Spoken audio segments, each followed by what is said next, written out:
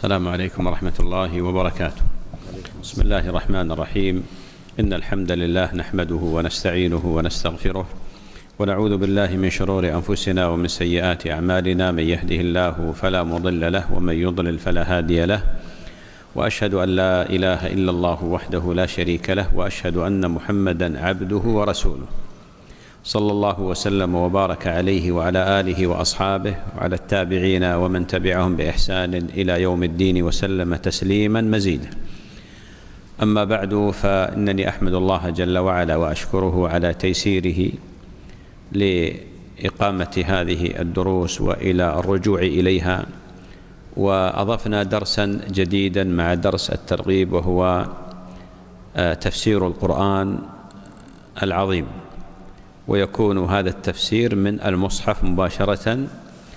وطريقتي في هذا التفسير أنني سأبدأ بسورة الفاتحة مباشرة، وفي ختام الدروس نتكلم عن قواعد التفسير، وأيضا شيء مما سيتضح من خلال الدروس، بعض القواعد والضوابط، وإن كنا قد أقمنا دورة لمن حضرها قبل سنوات في مقدمة في التفسير، لكن نرجئ هذا حتى نستثمر الوقت ونستغل الزمان في مسألة التفسير. طبعا التفسير الذي قصدته هو مجموعة فوائد من السور والآيات، وهذه الفوائد هي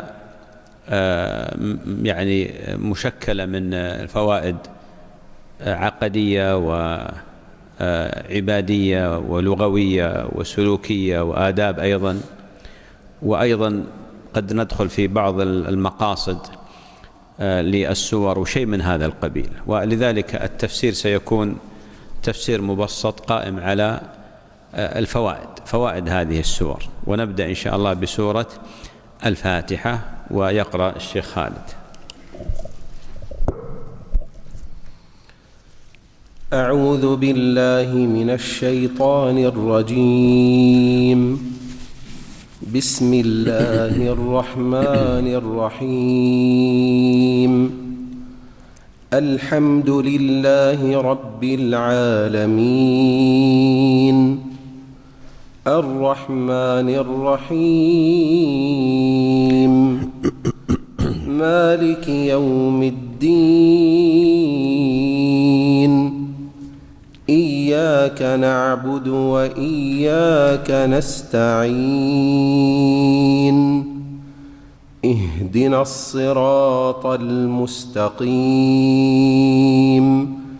صراط الذين أنعمت عليهم غير المغضوب عليهم ولا الضالين.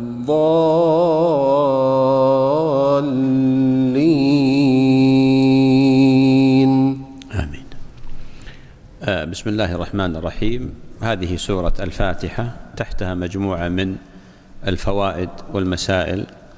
أول هذه الفوائد أن سورة الفاتحة مكية، وقد حكى الإجماع على هذا جمع من أهل العلم ممن لهم عناية بتتبع مواطن الإجماع، فهي مكية، نزلت في مكة.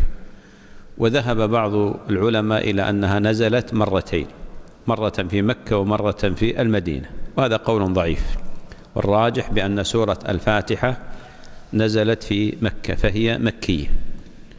الفائدة الثانية أن سورة الفاتحة لها عدد من الأسماء، والشيء إذا كثرت أسماؤه وألقابه الطيبة فهذا يدل على شرفه وفضله. ولذلك الرب جل وعلا له الأسماء الحسنى، قال جل وعلا: ولله الأسماء الحسنى فادعوه بها. وجاء في الصحيح أن النبي عليه الصلاة والسلام قال: إن لله 99 اسما 100 إلا واحدة، من أحصاها دخل الجنة. النبي عليه الصلاة والسلام ثبت عنه أن له أكثر من اسم، وما صح في ذلك 5 أسماء.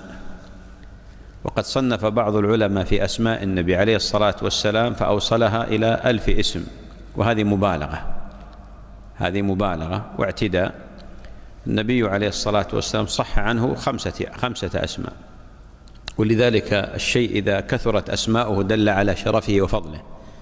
فسورة الفاتحة عظيمة ولها مجموعة أسماء صحت بذلك الأحاديث والآثار، منها أنها سورة الفاتحة، وسميت بالفاتحة لأن القرآن افتتح بها، وتسمى بأم القرآن، وأيضا تسمى بأم الكتاب، وهي السبع المثاني الوارد ذكرها في قول الله جل وعلا: ولقد آتيناك سبعا من المثاني والقرآن العظيم. فهي السبع المثاني وأيضا القرآن العظيم. قال بعض العلماء بأن من أسمائها القرآن العظيم، هكذا ذكر بعض العلماء: السبع المثاني والقرآن العظيم، فهي تسمى قرآنا عظيما أيضا.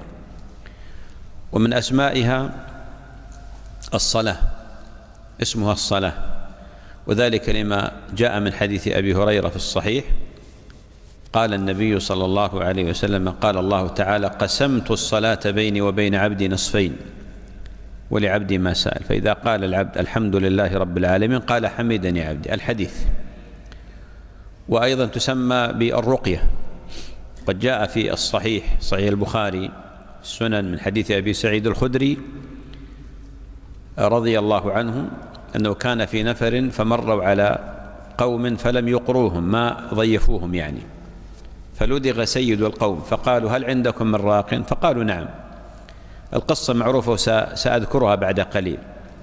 في آخر القصة لما أخذوا الغنم، لأنهم قالوا اشترطوا جعل يعني شيء في قضية الرقية، فقالوا يعني تحرجوا أن يأكلوا، فقال أبو سعيد الخدري للنبي عليه الصلاة والسلام: قرأت عليه كذا. قال: وما يدريك أنها رقية؟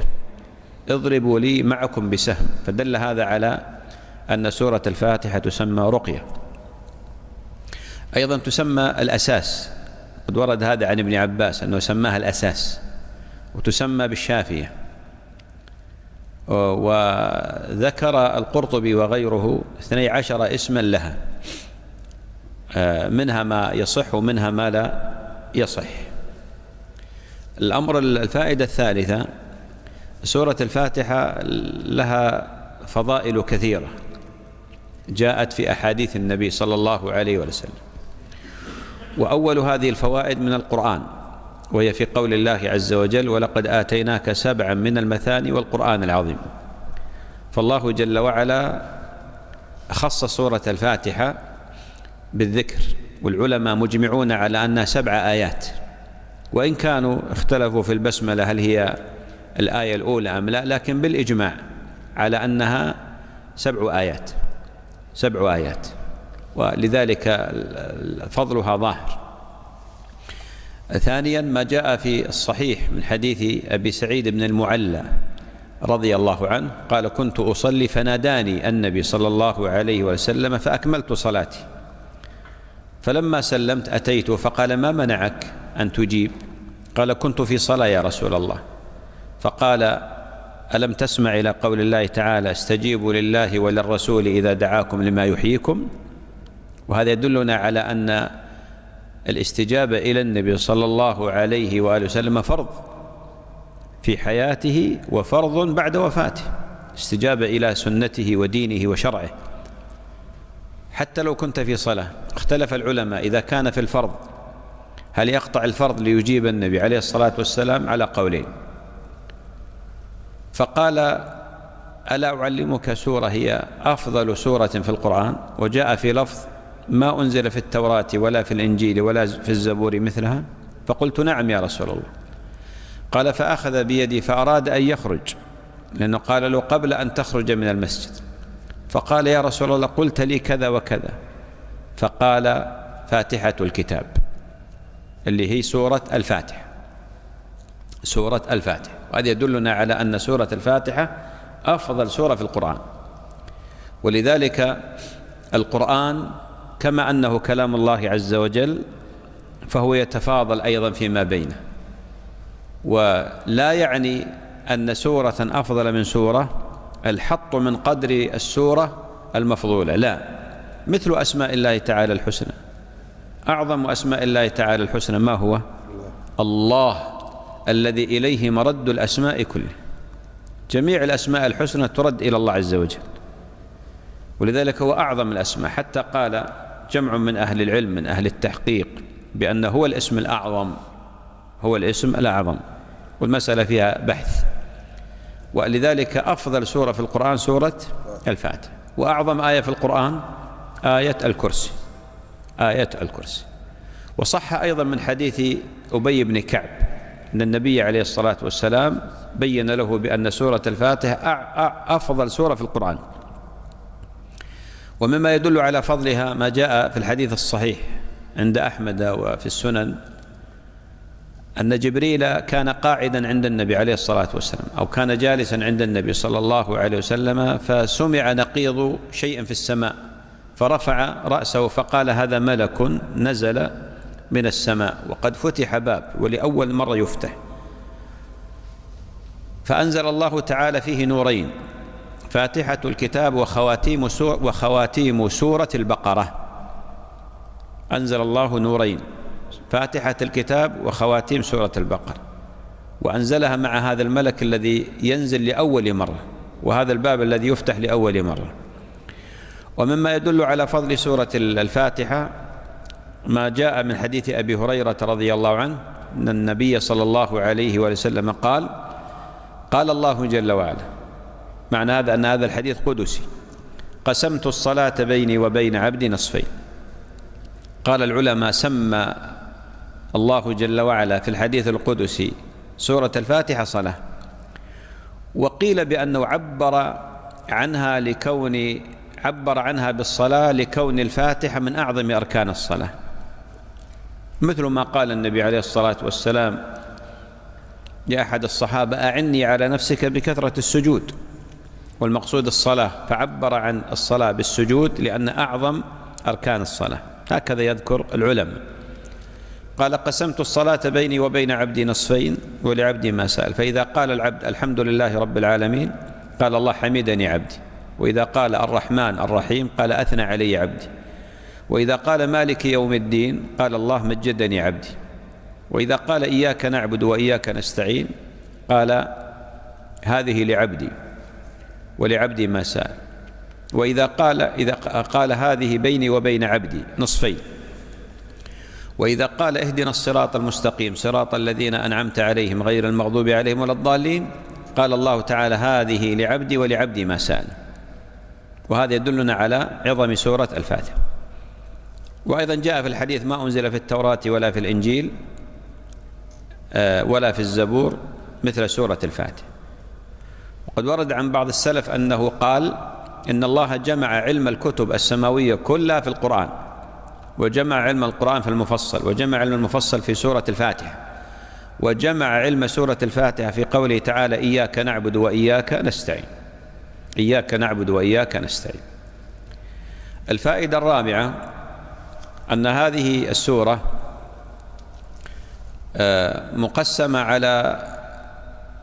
مقسمة إلى قسمين: قسم يتعلق بحق الله تعالى من الكمال والتمجيد والتعظيم وهي الآيات الثلاثة الأولى، وقسم يتعلق فيما يسأل العبد ربه جل وعلا من الهداية.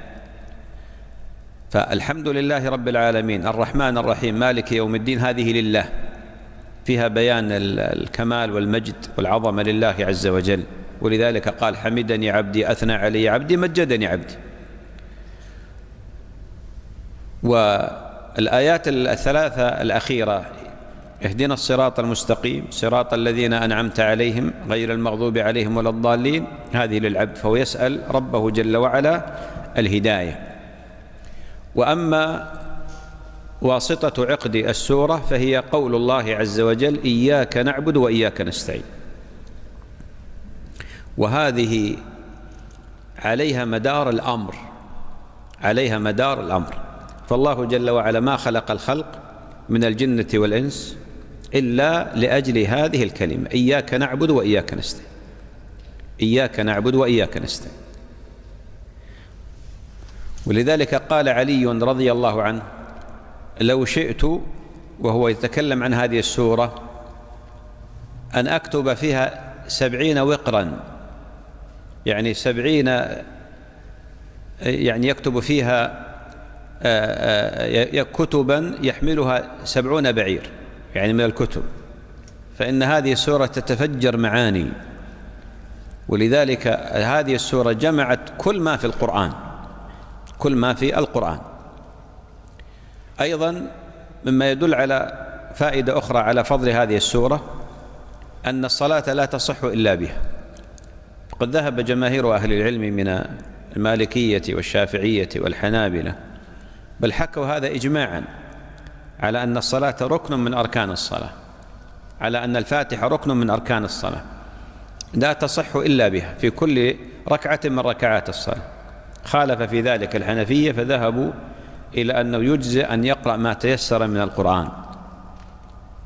والصواب مع جماهير أهل العلم، لأن النبي عليه الصلاة والسلام قال: من لم يقرأ بفاتحة الكتاب فلا صلاة له.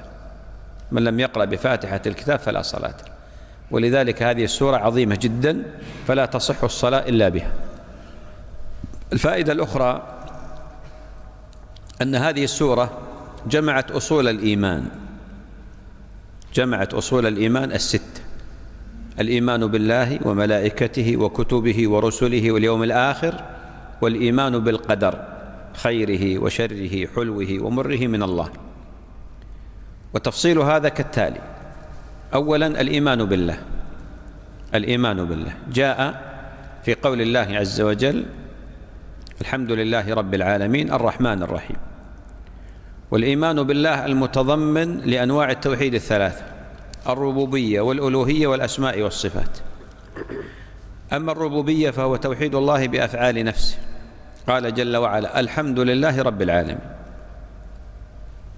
والرب هنا الخالق المالك الرازق المحيي المميت المدبر، رب العالمين الذي ربى عباده بنعمه، خلقهم من العدم ورزقهم وغذاهم بالنعم. هذا توحيد الربوبية. أما توحيد الإلهية فهو في قول الله عز وجل: الحمد لله. فالله هو الإله المعبود الحق، ولذلك لا إله إلا الله معناها لا معبود حق إلا الله، والإله هو المعبود. لله در الغانيات المده سبحن واسترجعن من تأله، يعني تعبد. هذا توحيد الإلهية. كذلك في قوله تعالى: إياك نعبد وإياك نستعين، هذا من توحيد الإلهية العبادة. أما توحيد الأسماء والصفات، طبعا توحيد العبادة توحيد الإلهية هو توحيد الله بأفعال عباده، بأفعال خلقه، من الصلاة والزكاة والصيام والحج والسجود والركوع وجميع العبادات. والعبادة اسم جامع لكل ما يحبه الله ويرضاه من الأقوال والأعمال الظاهرة والباطنة. أما توحيد الأسماء والصفات ففي قوله تعالى: الرحمن الرحيم، الرحمن الرحيم. وأيضا في قوله تعالى: الحمد لله.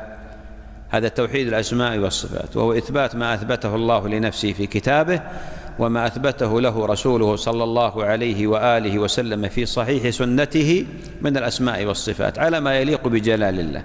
والقاعدة في هذا: ليس كمثله شيء وهو السميع البصير. الأصل الثاني الإيمان بالملائكة، الإيمان بالملائكة، وهو في قول الله عز وجل: الحمد لله رب العالمين. الحمد لله رب العالمين. والملائكة عالم، الملائكة عالم فيه إيماء إلى الملائكة، وهم عالم جاء ذكرهم في القرآن، خلق من خلق الله لا يسبقون ربهم بالقول وهم بأمره يعملون. وهو خلق نوراني لطيف، خلقهم الله عز وجل من نور، هؤلاء الملائكة. الحمد لله رب العالمين. رب العالمين، العالمين جمع عالم، والعالم هو كل ما سوى الله، كل ما سوى الله، وسمي عالما لأنه علامة على وجود الله، علامة على أن الله هو الخالق. هذا معنى العالمين. العالم كل ما سوى الله، وهو علامة على أن الله موجود وعلى أنه خالق سبحانه وتعالى. الأصل الثالث توحيد. الأصل الثالث الإيمان بالرسل، فيه إثبات الرسل، وهذا في قول الله تعالى: اهدنا الصراط المستقيم صراط الذين أنعمت عليهم. أنعمت عليهم. قال الله جل وعلا في سورة النساء: فأولئك مع الذين أنعم الله عليهم من النبيين والصديقين والشهداء والصالحين وحسن أولئك رفيقا. فتضمنت هذه الآية إثبات النبوات، إثبات النبوات، لأن الخلق يحتاجون إلى من يهديهم. قال جل وعلا: وإنك لتهدي إلى صراط مستقيم، صراط الله، صراط الله. الأصل الرابع ولا الخامس؟ الخامس الإيمان باليوم الآخر. الرابع الإيمان بالله، الإيمان بالملائكة، الإيمان بالرسل، الإيمان بالكتب. أحسنت. والإيمان بالكتب هو القرآن، هذه فاتحة الكتاب أنزلها الله عز وجل. الخامس الإيمان باليوم الآخر. من أين أخذناه؟ مالك يوم الدين، مالك يوم الدين. والسادس الإيمان بالقدر، وهذا مأخوذ من قوله جل وعلا: إياك نعبد وإياك نستعين. ففيه إثبات فعل العبد على الحقيقة، وأن العبد فاعل على الحقيقة، فاعل على الحقيقة، لكنه لا يخرج عن مشيئة الله الكونية القدرية. فهذا إثبات القدر، ذلك جمعت أصول الإيمان. كذلك في هذه السورة إثبات فضل الصحابة الكرام رضي الله عنهم، لا سيما الأئمة الخلفاء الأربعة أبو بكر وعمر وعثمان وعلي. ففي قول الله عز وجل: اهدنا الصراط المستقيم صراط الذين أنعمت عليهم، فأعظم من أنعم الله عليهم هم أصحاب النبي عليه الصلاة والسلام. وقد جاء هذا الذكر مجملا في قوله تعالى: فأولئك مع الذين أنعم الله عليهم من النبيين والصديقين والشهداء والصالحين وحسن أولئك رفيقا. وجاء في الحديث الصحيح أن النبي صلى الله عليه وسلم صعد جبل أحد فرجف بهم فضربه برجله وقال: أثبت أحد فإنما عليك نبي وصديق وشهيدان. قال أنس: النبي ومعه أبو بكر الصديق وعمر وعثمان، وقد مات شهيدين رضي الله عنهم. وأما علي فجاء ذكر فضائله في مناسبات أخرى. وهذا يدلنا على فضل هؤلاء الأربعة المشمولين بقول الله عز وجل: اهدنا الصراط المستقيم صراط الذين أنعمت عليهم. اربط هذا مع قوله تعالى: فأولئك مع الذين أنعم الله عليهم من النبيين والصديقين والشهداء والصالحين وحسن أولئك رفيقا. الفائدة كم؟ السادس. فائدة السادس في قول الله تعالى: إياك نعبد وإياك نستعين، قدم المعمول على العامل، قدم المعمول على العامل. وفي هذا فائدة عظيمة جدا، وهي أن العبد لا يعبد إلا الله، ففيها حصر العبادة في الله عز وجل، لأن الكلام يكون نعبد إياك، نعبد لأن هذا هو العامل، نعبد إياك، نستعين بك، هكذا. لكن تقديم المعمول على العامل فيه فائدة عظيمة عند العرب، وهي أن العبادة محصورة في الرب جل وعلا وتقدس. فلو قلت نعبدك، هذا لا يعني أنك لا تعبد غيره. لو قال قائل نعبدك، لا يعني بأنه لا يعبد غيره. ولذلك هناك آلهة كثيرة غير الله عز وجل، لكنها باطلة، لكنها باطلة. والإله الحق هو الله جل وعلا. إنكم وما تعبدون من دون الله حصب جهنم أنتم لها واردون. هناك معبودات كثيرة من دون الله عز وجل. قال جل وعلا: ذلك بأن الله هو الحق وأن ما يدعون من دونه هو الباطل. يدعون من دونه هو الباطل. ولذلك هذه فيه فائدة عظيمة جدا، وهي تقديم المعمول على العامل، ومعناه القصر والحصر، قصر العبادة وحصرها لله عز وجل دون ما سواه. إياك نعبد وإياك نستعين. الفائدة السابعة أن هذه السورة قدمت التمجيد والتقديس لله عز وجل قبل الدعاء، وهذه فيه تربية للعبد أنه إذا أراد أن يدعو أن يقدم بين يدي دعائه التمجيد لذي الأسماء الحسنى والصفات العلى، والتوسل إليه بأسمائه وصفاته. ولذلك قال: الحمد لله رب العالمين، قال: حمدني عبدي. الرحمن الرحيم، قال: أثنى علي عبدي. مالك يوم إياك، الحمد لله رب العالمين الرحمن الرحيم مالك يوم، قال: مجدني عبدي. هذا كله تمجيد وتقديس وتعظيم لله عز وجل. ثم قال بعد ذلك: اهدنا الصراط المستقيم. دعا الله عز وجل. ولذلك من آداب الدعاء، بل بعضهم يجعله من شروط صحة الدعاء، أن تقدم بين يدي سؤالك لله التمجيد والتعظيم والتقديس له سبحانه وتعالى. ومما يدل على ذلك ما جاء في حديث أصحاب الغار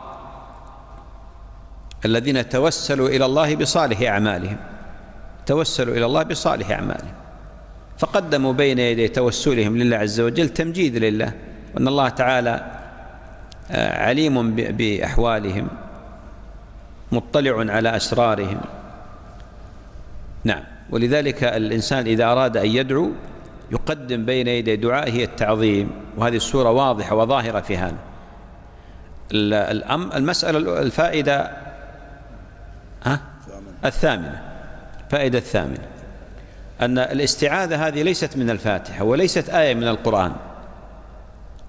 الاستعاذة التي يذكرها الناس هذه ليست آية من القرآن وليست أيضا من الفاتحة، لكن من السنة أن للقارئ أن السنة للقارئ للفاتحة سواء كان في الصلاة أو خارج الصلاة أن يستعيذ قبل القراءة. فقد قال الله جل وعلا: فإذا قرأت القرآن فاستعذ بالله، فيقدم بين يدي قراءته الاستعاذة حتى يقطع الطريق على الشيطان للتلبيس عليه وعلى قراءته وعلى صلاته. واضح؟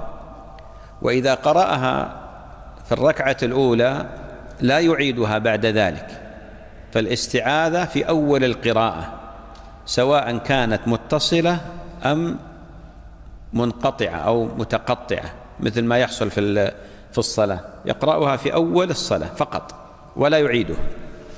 وكذلك إذا قرأ القرآن وقرأ في أول السورة يستعيذ ويبسمل، إلا في سورة التوبة يستعيذ فقط.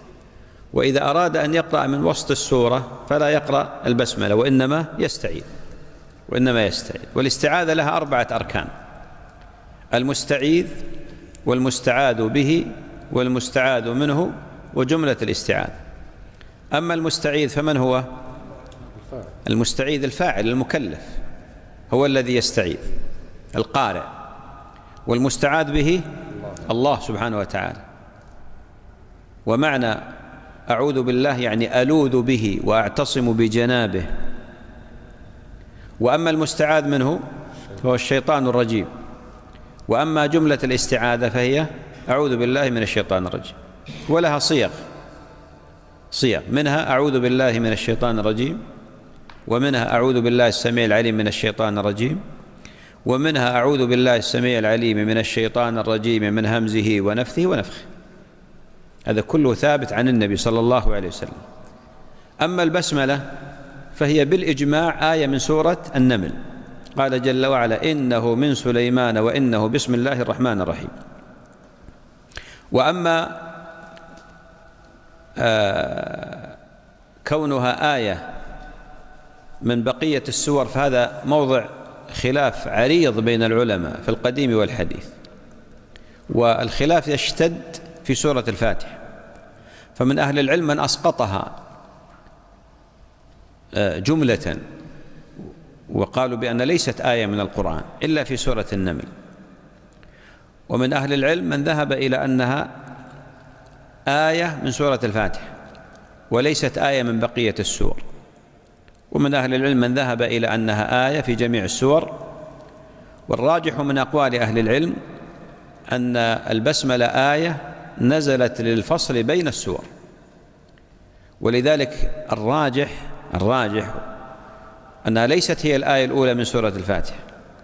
ومما يدل على ذلك ما جاء في الصحيح من حديث أبي هريرة مرفوعا أن الله تعالى قال: قسمت الصلاة بيني وبين عبدي نصفين ولعبدي ما سأل، فإذا قال العبد الحمد لله رب العالمين، هذه الآية الأولى. وأيضا ما صح من أكثر من وجه أن النبي عليه الصلاة والسلام كان يفتتح الصلاة ويجهر بالحمد لله رب العالمين، إلا ما جاء في حديث أبي هريرة، وحديث أبي هريرة محتمل في قضية ما يتعلق بالجهر بالبسملة. عموما المسألة فيها خلاف، لكن الصواب بأن البسملة ليست من الفاتحة. والمعنى أثر هذا الخلاف: من لم يقرأ البسملة فإن صلاته صحيحة، من لم يقرأ البسملة فإن صلاته صحيحة، يعني لم يقرأها في الفاتحة، لكن عليه ألا يترك البسملة خروجا من الخلاف، وأن يأتي بها ولو قلنا بأنها سنة، يأتي بها ولو قلنا بأنها سنة. بالنسبة لسورة الفاتحة ركن من أركان الصلاة كما ذكرت، وهذا قول جماهير أهل العلم: لا تصح الصلاة إلا بها، لا تصح الصلاة إلا بها. أما الفائدة الأخرى وهي كونها شفاء أو رقية فهذا ثابت في الحديث الصحيح، حديث أبي سعيد الخدري، أن النبي عليه الصلاة والسلام قال: وما يدريك أنها رقية. ولذلك أعظم السور التي تمثل رقية وشفاء بإذن الله إذا توفرت الأسباب وانتفت الموانع هي سورة الفاتحة.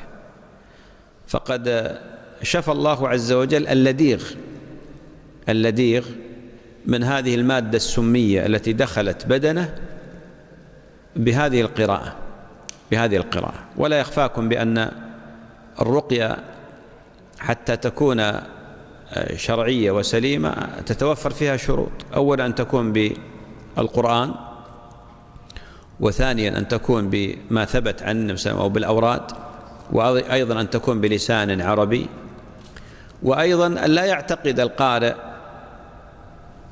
ولا لا يعتقد الراقي ولا المسترقي أنها فاعلة مؤثرة بنفسها، وإنما مجرد سبب، فقد تنفع وقد لا تنفع. هذا من الأشياء المهمة التي ينبغي التنبه لها والعلم بها. بالنسبة لسورة الفاتحة فيها قراءات، ومن أهم وأبرز القراءات ما يتعلق بكلمة مالك وملك، ففيها قراءة سبعية: ملك يوم الدين، قراءة متواترة، فيجوز أن يقرأ القارئ مالك وملك يوم الدين، مالك وملك يوم الدين. وإن كان الأكثر أجرا أن يقرأ مالك لأن فيها زيادة حرف، وقد صح عن النبي صلى الله عليه وسلم أنه قال: اقرأوا القرآن فإن الحرف فيه بحسنة. لا أقول ألف لام ميم حرف، ولكن ألف حرف ولام حرف وميم حرف. فالإتيان بمالك أكثر أجرا، لكن هذا لا يعني الإنكار على من قرأ بملك لأنها قراءة متواترة. بالنسبة لقول آمين سنة مستحبة، ومعنى آمين اللهم استجب، ومعنى آمين اللهم استجب، وهذه يقولها من يختم سورة الفاتحة سواء كان في الصلاة أو خارج الصلاة. فقد صح عن النبي صلى الله عليه وسلم أنه قال: فإذا قال آمين فقولوا آمين، فإنه من وافق تأمينه تأمين الملائكة غفر له ما تقدم من ذنبه.